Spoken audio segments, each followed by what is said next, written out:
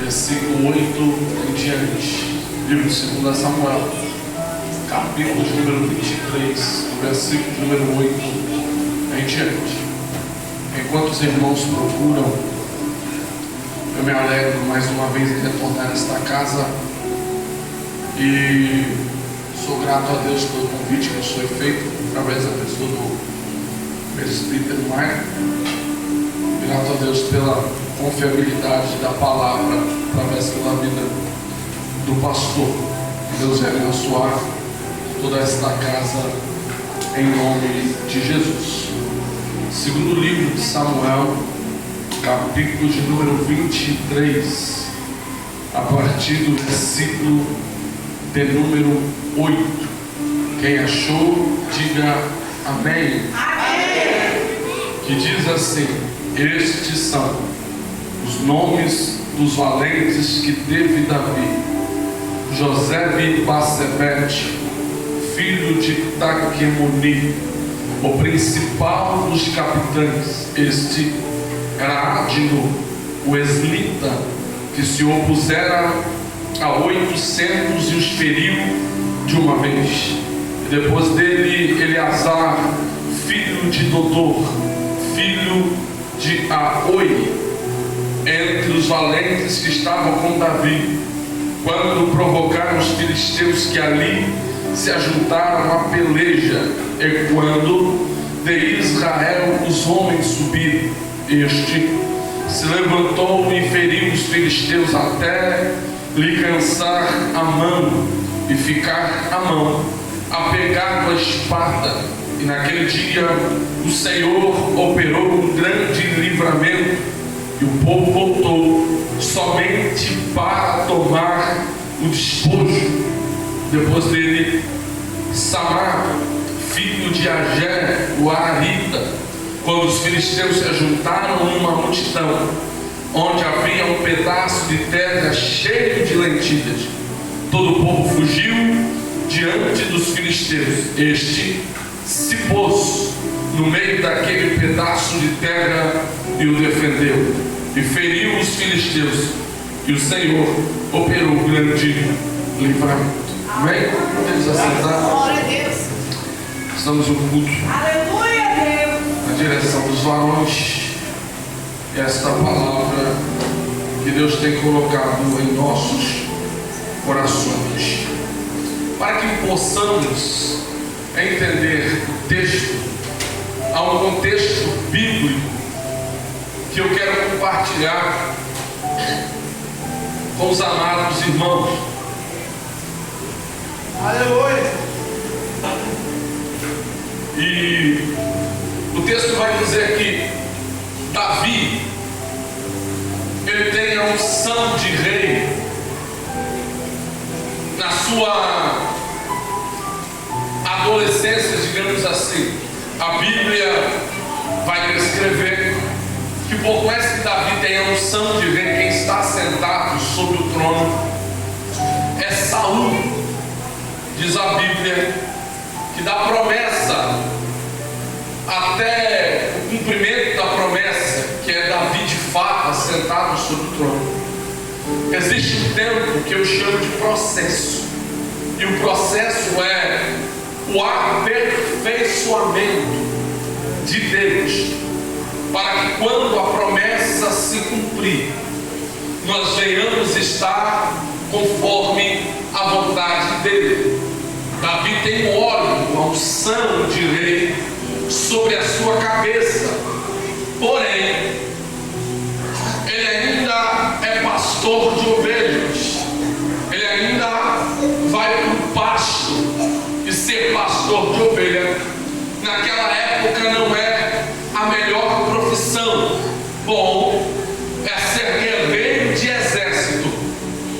Ser pastor de ovelha não é bem visto. Ele tem unção, mas serve ao pai do deserto.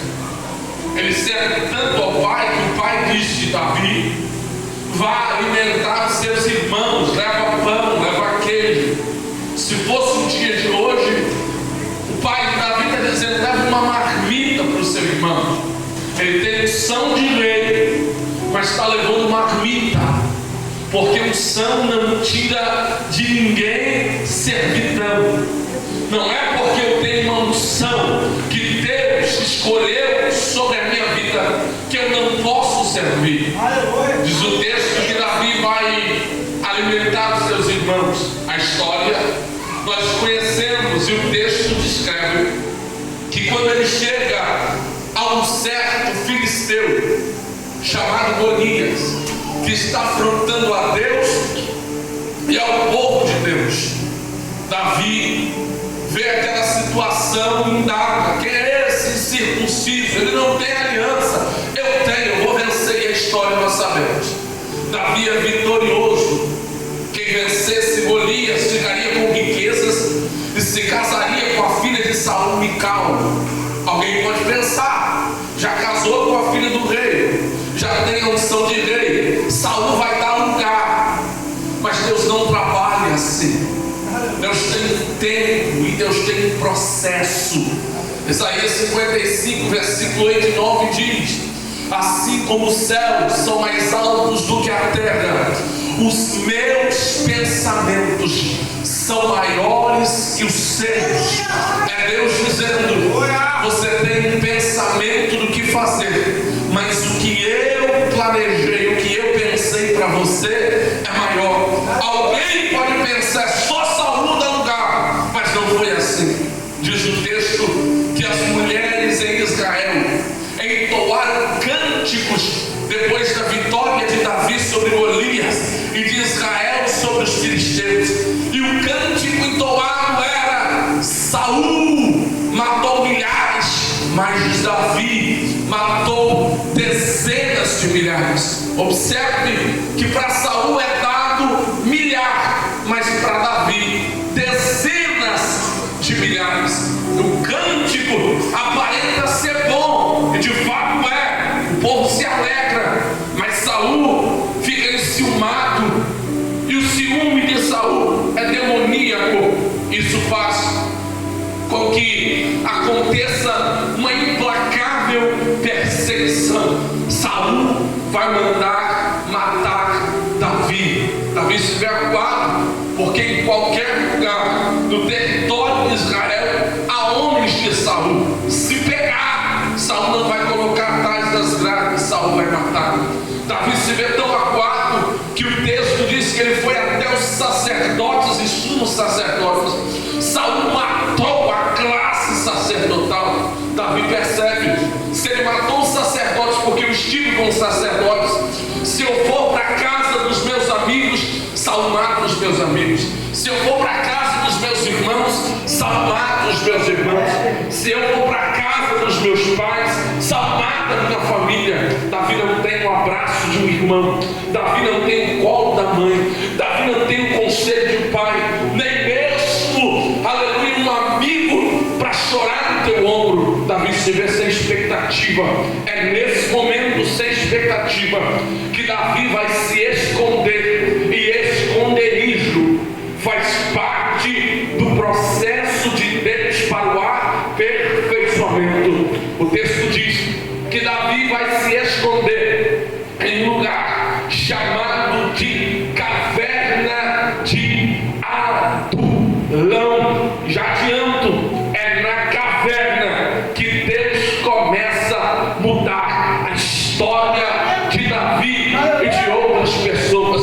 A Bíblia vai dizer que quando Davi estava na caverna escondido, 400 homens vão ficar sabendo que Davi está escondido na caverna. Entretanto, esses homens não são homens de Saul, nem mesmo querem matar Davi. São homens que estão em situações pior do que a situação que Davi está passando. Se Davi, um guerreiro soldado que matou gigante, está se escondendo, esses homens pensam: vamos nós também nos escondermos. A Bíblia vai caracterizá-los com 3 características. A primeira é: são homens que estão em aperto. A palavra aperto no texto é maxoque, que significa aperto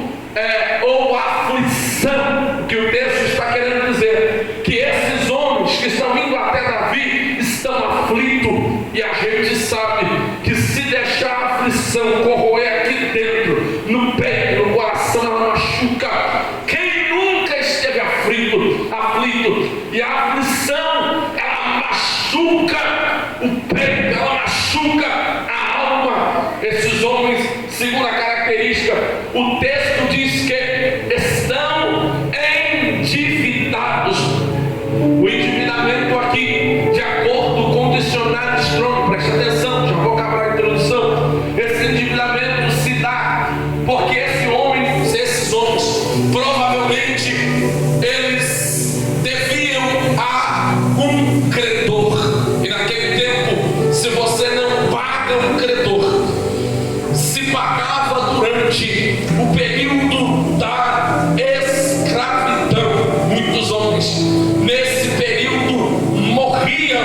Então esses homens são homens que estão prestes a morrer. Última característica, diz o texto, que são homens de espíritos desgostosos, ou em hebraico nefesh mará, espírito amargurado, trazendo para a atualidade.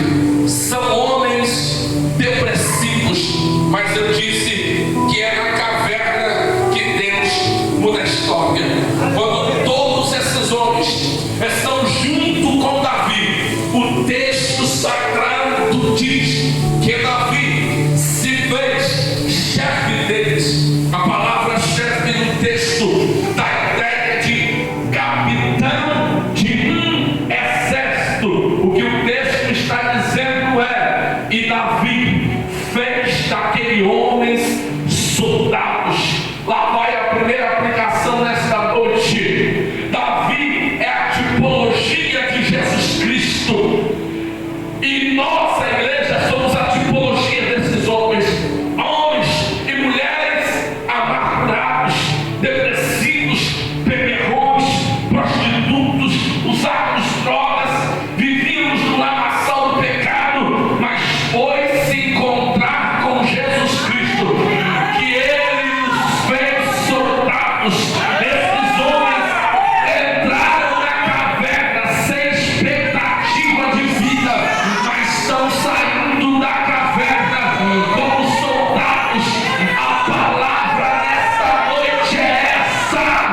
Eu não sei como você entrou aqui, mas a palavra de Deus para a tua vida é: hoje é noite de sair soldado. Hoje é noite de sair soldado. Você entrou aqui de um jeito, mas vai sair soldado de Jesus. Só quem é soldado de Cristo, só quem é soldado de Jesus, não perde. Aleluia.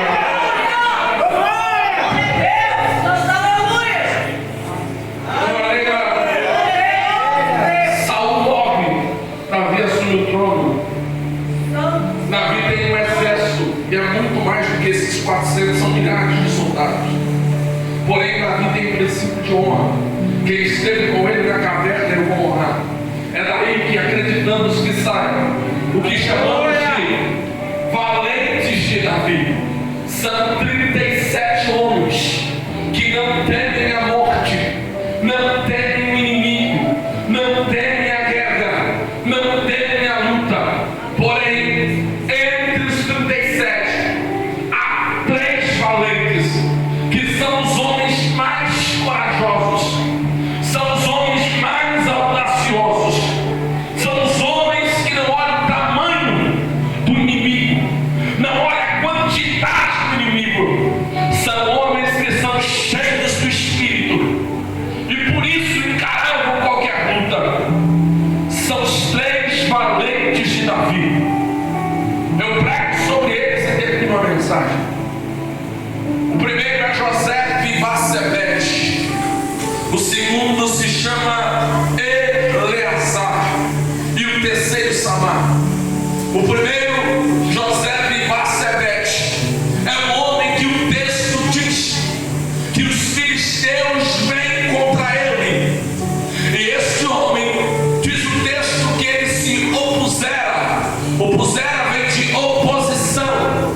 Então, quando o inimigo se levanta, ele é oposição aos teus inimigos e começa a lutar. Eu quero espiritualizar a coisa.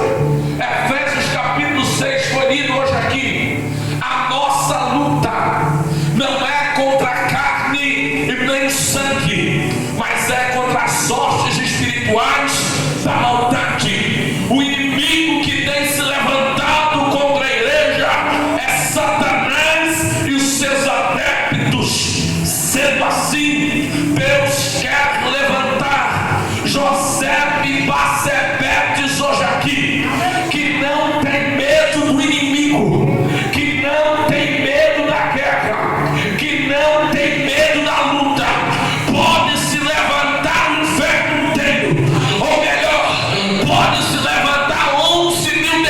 anos. Quem tem coragem como José e Macebete, 1000 cairão ao teu lado, 10.000 cairão à tua direita, mas você não será atingido.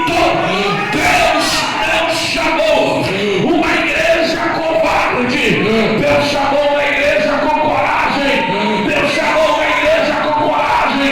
É um negócio por aí que as pessoas dizem: expulsar demônio é coisa de pastor, é coisa de pregador. Não é não.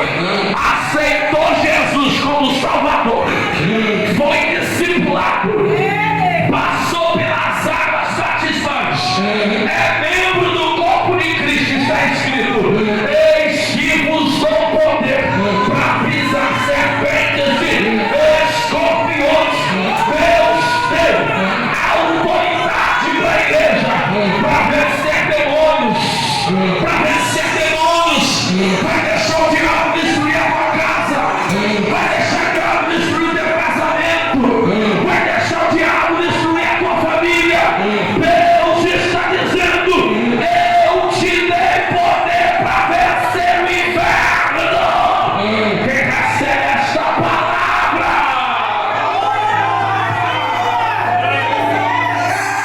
A igreja não foi chamada para recuar, a igreja Deus chamou para avançar. Quando eu li esse texto, eu vi esse homem, o que me chamou a atenção é a arma que ele utiliza. E o texto me escreve em Crônicas que a arma que ele utiliza é uma lança, e lança não é arma de defesa, lança é arma de ataque. Então ele não esperou o inimigo chegar à tua porta. Quando o inimigo se levantou, ele já pegou a lança e começou a guerrear. Não espere Satanás acabar com o teu casamento, não espere Satanás acabar com a tua família, não espere Satanás acabar com a tua vida. Usa a autoridade que Deus te deu e vence esse diabo. A igreja não tem que ter medo, porque está escrito: as portas do inferno.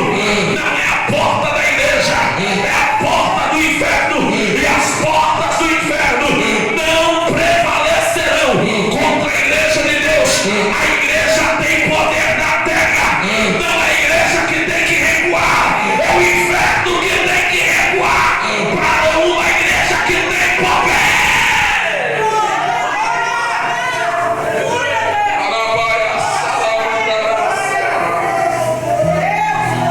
Segundo soldado, o nome dele é Eleazar. O texto diz que esse homem tem coragem, é audacioso. E o texto diz que ele vai lutar contra os filisteus. E a arma que ele utiliza é uma espada. O texto diz que ele luta, até o momento da luta que ele cansa, porque lutas, desertos, vales nos faz cansar. Quem nunca cansou de uma luta? Parece que não vai acabar. Só que cansar com o texto não é ruim. E o texto diz que quando esse homem se cansa, a espada que ele lutou por horas vai ficar apegado às tuas mãos ou à tua mão. Ele cansa, mas a espada não sai da mão. A espada na Bíblia simboliza a palavra de Deus. Logo entendemos que cansar faz parte do processo. Pregar cansa, tem hora que a gente está exausto, o diabo se levanta. Pastorear cansa, tem hora que é muita luta. Tomar conta de conjuntos cansa. Mas largar a espada a gente não pode largar. A palavra para alguém que entrou hoje aqui: está cansado, filha. Está cansado, filho. Mas não larga a espada. Não larga a espada. Não abandona o barco. A espada te fará vencer dos teus inimigos. Olha para mim, olha para mim, olha para mim, olha para mim. Vou tirar o microfone da mão. Suponhamos que o microfone é a espada. Eu estou cansado e os meus inimigos vêm até a mim. Se o meu inimigo vem até mim, eu estou cansado, e a espada, que é o microfone aqui, simbolicamente não está na minha mão, o meu inimigo vai me matar, porque eu não tenho como vencê-lo. A espada é o microfone, mas eu estou cansado e a espada está na minha mão. O inimigo pode chegar, quando ele chegar eu me ergo, quando ele chegar eu me levanto e começo a usar a espada para vencê-lo. Eu libero a palavra de Deus nesta noite. Há uma espada colocada sobre as tuas mãos. Eu sei que não está fácil, eu sei que está difícil. Deus está dizendo, está cansado, mas utiliza a espada que eu te dei para vencer esta guerra. Você não vai sair hoje daqui um perdedor, porque tem espada na tua mão para vencer esta batalha.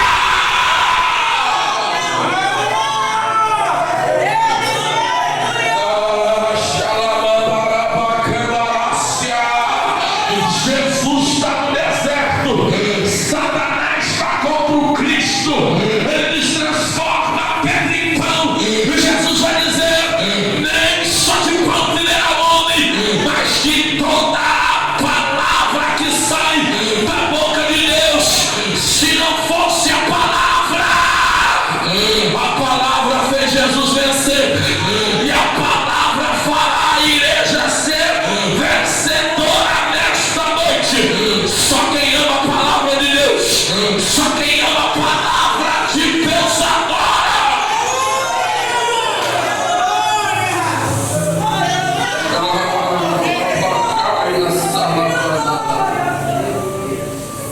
Espírito de Deus.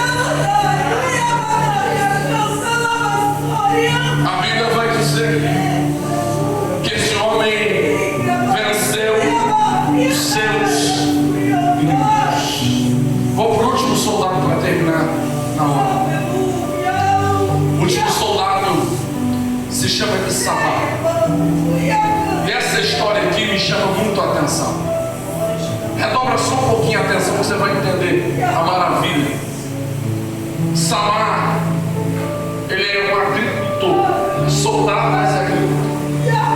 Diz o texto que ele tem um campo, ou melhor, um pequeno campo. Há expressões bíblicas e traduções que dizem um pedacinho de terra. E o pedaço de terra que ele tem é plantado lentilha. No contexto judaico da época, se plantava aquilo que eles entendem que é bom. Eles entendem que são bons. A videira, que dá a uva, que se faz o vinho. Eles entendem que é bom a oliveira, a azeitona, que se faz o azeite. O trigo, a cevada. Então se planta primeiro o que é bom. E se sobrar um pedaço de terra, planta lentilha, porque na visão da época lentilha não tinha valor, lentilha não valia quase nada. Só que Samar tem um campo de lentilha que para todo mundo não tem valor, mas ele tinha.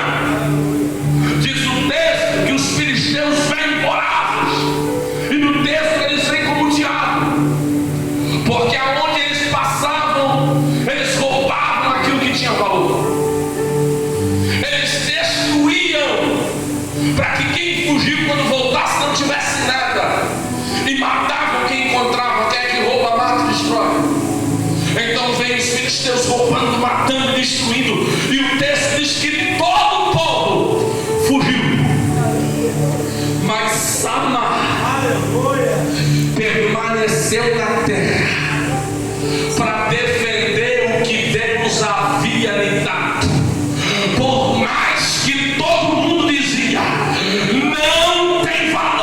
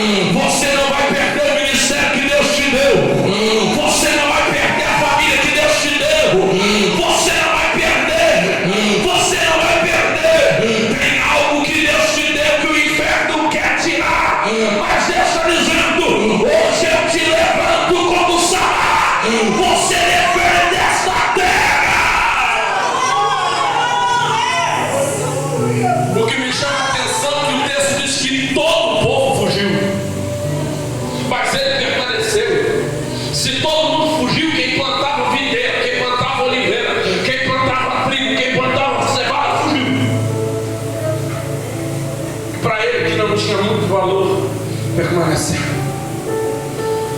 Não meda os valores das pessoas pelo que elas têm, mas pela essência de Deus.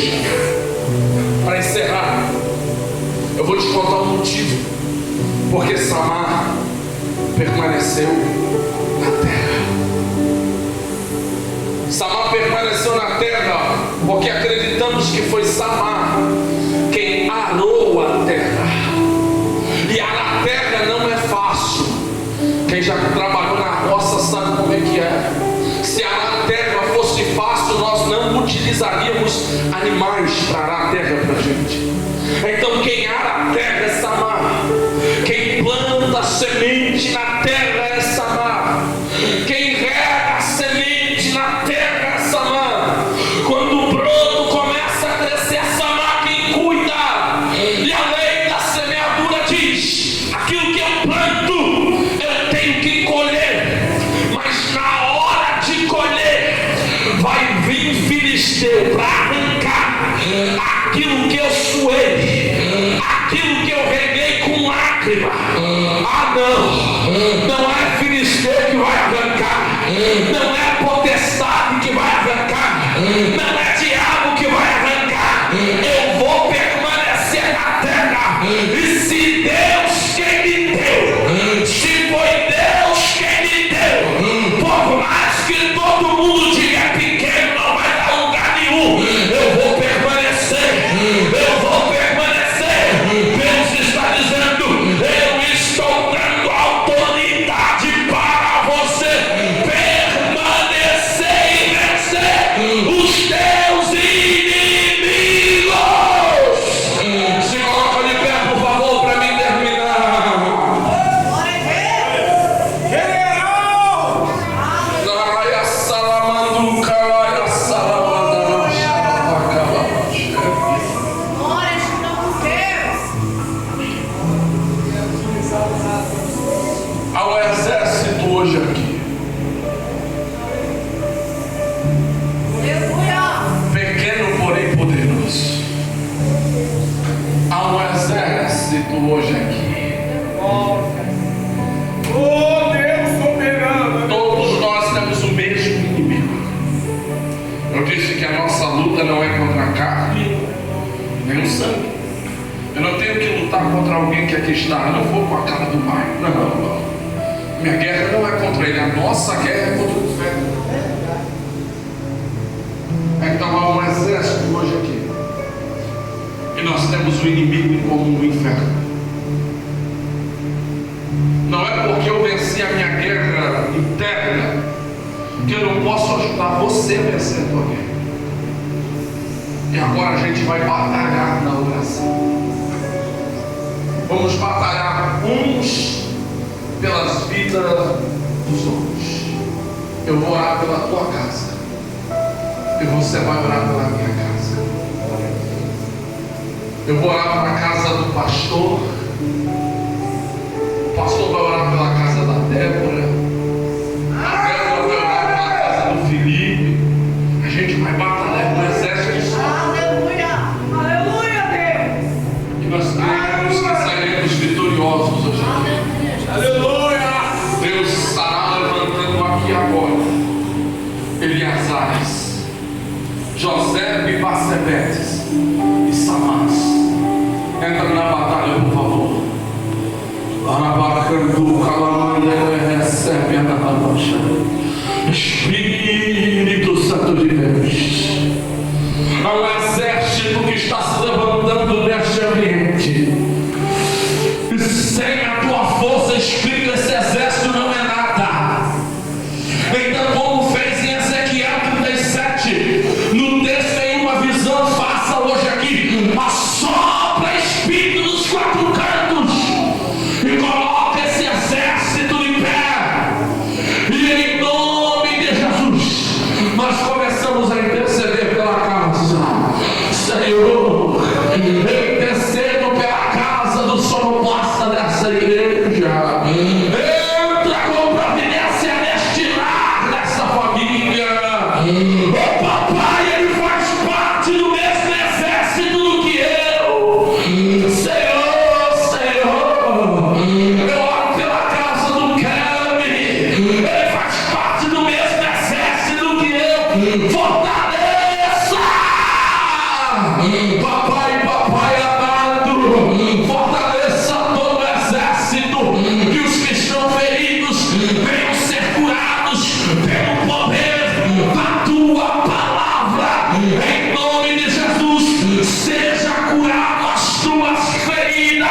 Deus não nos chamou para perdermos para o diabo. Hoje tem palavra de vitória. Seja vitorioso. Eu vou profetizar fortalecimento, fortalecimento, fortalecimento. Os céus estão liberando fortalecimento. Diga ao fraco: seja forte em nome de Jesus. Seja forte em nome de Jesus. Aleluia. Ai, Espírito. Existe uma regra de ouro no exército. E sabe qual é? Um soldado nunca deixa um soldado ferido para trás. Você vai me ajudar agora, igreja. Vocês são inteligentes. Você vai olhar se aqui na nave da igreja tem alguém que está afastado de Cristo. E você vai buscar um soldado ferido hoje. Vê se alguém está do teu lado aí que está afastado de Jesus, alguém que você conhece. Pode agir, tenha liberdade, é o Espírito quem guia o mundo. Convida este homem, convida esta mulher para aceitar Cristo. Fazendo assim, eu faço o apelo: vem fazer parte desse exército. Jesus está convidando você a fazer parte desse exército. Morrer no campo de batalha não é opção para você. Alarabacandu Caramandere recebe de Calabaxaia. Tem uma vida para Jesus hoje aqui. Jesus te convida hoje para fazer um compromisso. Tem alguém? Não tendo assim, que Deus os abençoe. E eu agradeço a minha oportunidade. Amém?